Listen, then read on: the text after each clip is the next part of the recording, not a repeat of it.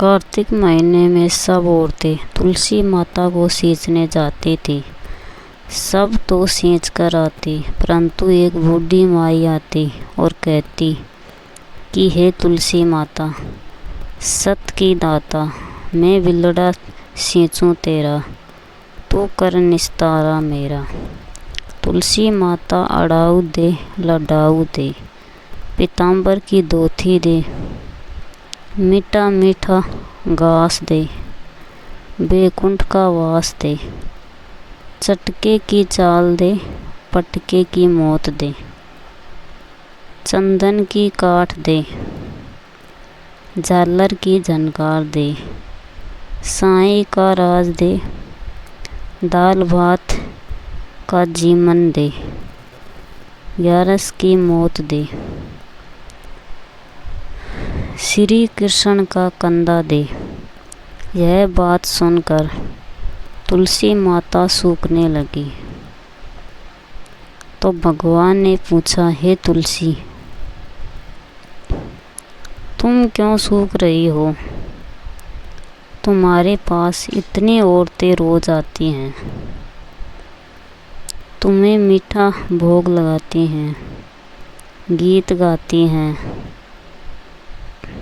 तुलसी माता ने कहा, एक बूढ़ी माई रोज आती है और इस तरह की बात कह जाती है। मैं सब बात तो पूरी कर दूंगी, पर कृष्ण का कंधा कहाँ से दूंगी? भगवान बोले, वह मरेगी तो कंधा मैं दे दूंगा। कुछ समय पश्चात बूढ़ी माई का देहांत हो गया। सारे गांव वाले एकत्र हो गए। बूढ़ी माई को ले जाने लगे तो वह इतनी भारी हो गई कि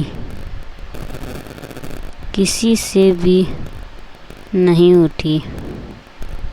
सब ने कहा, इतना पूजा पाठ करती थी, पाप नष्ट होने की माला फेरती थी, फिर भी इतनी भारी कैसी हो गई? बूढ़े ब्राह्मण के रूप में भगवान वहाँ आए और पूछा, ये भीड़ कैसी है? तब वहाँ खड़े लोग बोले, ये बूढ़ी माई मर गई है, पापिन थी इसलिए भारी हो गई, किसी से भी उठ नहीं रही है।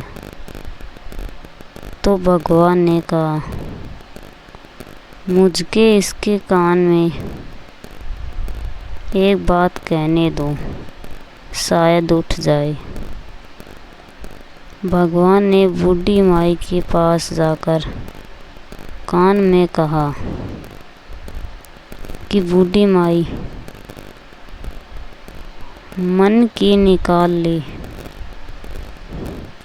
अड़ाऊ ले लड्डा गड़ाऊ ले, पीताम्बर की धोती ले, मीठा मीठा ग्रास ले, बैकुंठ का वास ले, चटक की चाल ले, चंदन की काठ ले, झालर की झनकार, दाल भात का जीवन ले और कृष्ण का कंधा ले। इतना सुनना था कि बुढ़िया हल्की हो गई। भगवान अपने कंधे पर ले गए और बुढ़िया माई को मुक्ति मिल गई। माई की करी वैसी ही हमारी भी करना। और जैसे उसको कंधा मिला वैसे सभी को देना। Thank you.